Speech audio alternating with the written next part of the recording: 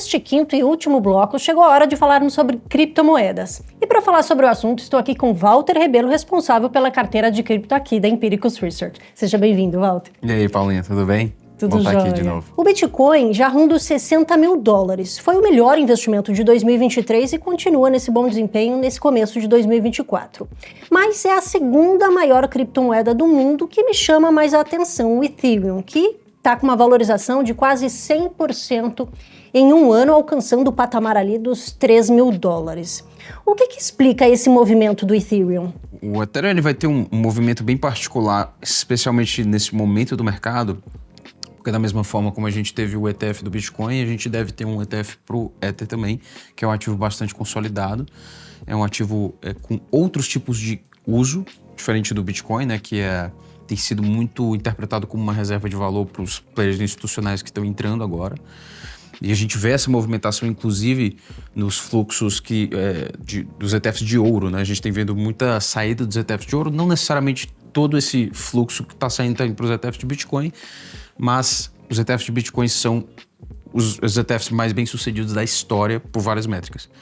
Então, a mesma coisa deve acontecer, ou pelo menos de forma parecida, com o Ether, né? Que vai ser uma plataforma, né? Uma plataforma de contratos inteligentes que vai ser fundamental para o desenvolvimento de tokenização a um nível global, né? Então, por exemplo, grandes firmas como BlackRock, como o JP Morgan também, um dos maiores bancos, né, do mundo, estão pensando em Ethereum como essa camada de você conseguir transacionar e tokenizar ativos do mundo real, para você criar esse ambiente descentralizado, né, de finanças ao redor do mundo, né, que funciona numa plataforma descentralizada e automática. Então esse movimento tende a continuar, prevendo aí o ETF do próprio Ethereum. Como é que você enxerga, né? Até onde ele pode alcançar, até qual valor? A gente tem, assim, meio que preços-alvos, né, para esse ciclo, mas assim, se você acreditar em cripto como um investimento de longo prazo, Bitcoin, a gente não tem um preço-alvo, né? Mas para esse ciclo, observando proporções vistas em ciclos passados,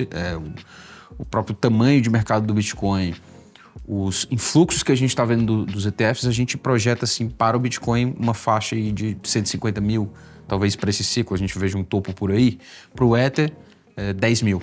Né? Então é factível a gente ver esse tipo de valorização para esse ativo, né? Especialmente conforme ele vai ganhando corpo em termos de utilização, porque uma das coisas que eu acho que vai vir muito forte nesse ciclo são aplicações voltadas para o consumidor final e também aplicações que instituições de fato consigam usar e não fique só naquele papo de futuro, né? Então, conforme o Bitcoin ele tem se valorizado, né, e essa movimentação agora para os 57 mil foi muito por conta de pressão de demanda por causa dos ETFs, a mesma coisa eu acho que vai acontecer em Ethereum também. Agora me conta outra coisa, a gente tem como principal o Bitcoin, seria ali a porta de entrada. Para quem quer investir em Ethereum, é obrigatório ter o Bitcoin antes? Como é que funciona aí a carteira de cripto mesmo? Existem diferentes perspectivas, né? Então, o cara que vai fazer trade, o cara que vai ser um investidor de longo prazo, eu acho que você vai ter ganhos muito maiores se você for para esse lado, né, do investimento a longo prazo.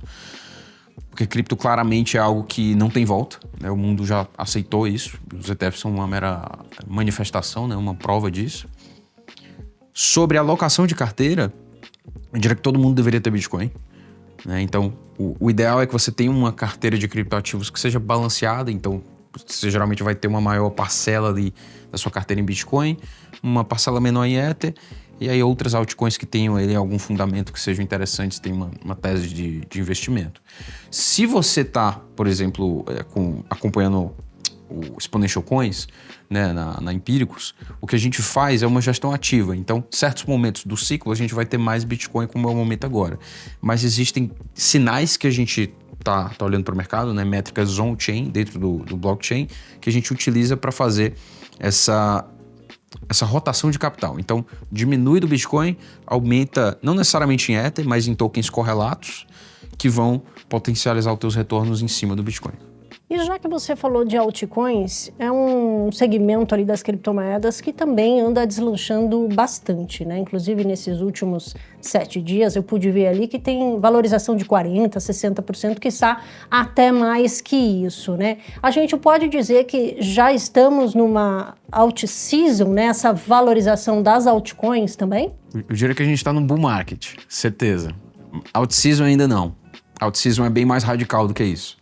E a gente começa a ver esse sinal da alt-season ocorrendo conforme a dominância do Bitcoin ela diminui. A dominância é a fatia que o Bitcoin representa da capitalização de mercado total de cripto. Então, à medida que essa dominância ela cai, aí a gente começa a ver uma performance assim, bem mais agressiva dessas altcoins, né? Lógico, no bull market, como vai ter muita especulação, muita coisa que não faz sentido vai subir. O que o investidor ele deve fazer é prestar atenção em que ativos ele está investindo para entender se de fato tem fundamentos, de fato tem um modelo de negócio, se de fato o projeto ele cria valor, cria algum tipo de solução que no mundo moderno, atual, usando as infraestruturas que a gente tem, né, enfim, servidores centralizados, por exemplo, oferece algum valor a mais do que isso, né, que seja ou mais rápido, mais seguro, ou mais eficiente de alguma forma para o consumidor final. Né? Então, é dessa forma que a gente busca investir em ativos aqui. Né? Ter uma alocação adequada ao risco sensata e você fazer essa gestão de capital, essa rotação, conforme os indicadores eles justamente justifiquem isso, né? essa movimentação. E para quem quer aproveitar esse início da alt-season, como investir nas criptomoedas? Existem várias maneiras de você se expor, né? Assim, se você for comprar pessoa física, né? Comprar ativo por ativo, você tem que ficar muito ligado em qual narrativa você está ali apostando, né? Tem várias narrativas que elas vão e vêm no mercado, né? A narrativa de IA, a narrativa de segundas camadas na Ethereum. E o que explica a valorização de um setor em um determinado momento de tempo mais do que os outros, né? Um setor de cripto se valorizar mais do que os outros. Depende de que incentivos estão acontecendo naquele ecossistema. Por exemplo, temporada de airdrops, né, na Ethereum. Então, novos protocolos lançando seus projetos. E aí, como uma forma de você adquirir usuários, eles fazem airdrop, né? Então, eles criam tokens e premiam os usuários que primeiro estão utilizando essas plataformas. Então, o capital migra de, por exemplo, Solana, de Sei, de Avalanche, para essas blockchains que estão justamente provendo esses incentivos.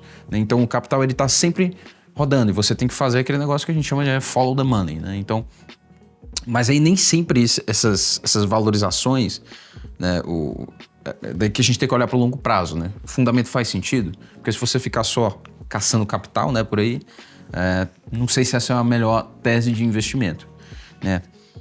Então, o que você pode fazer? Você tem duas opções. Ou você vai realmente estudar cripto para entender o que você está comprando, ou você pode, por exemplo, investir em um ETF, como, por exemplo, o CRPT11, que ele segue um índice criado para perseguir os top 20 ativos do mercado e exclui stablecoins, exclui memecoins, exclui forks do Bitcoin, né, que são derivados do Bitcoin.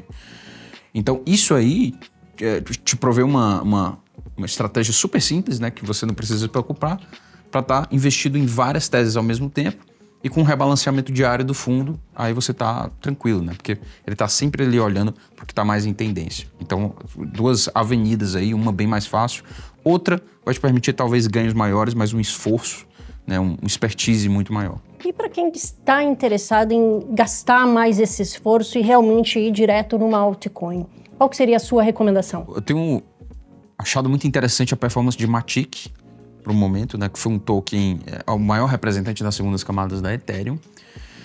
Tá aí perseguindo um caminho uma estratégia de longo prazo, né, tanto é que as valorizações do token comparado com outros tokens de segunda camada não foi boa, mas a estratégia de longo prazo deles, para mim, é muito atrativa, faz muito sentido fundamental. Por quê?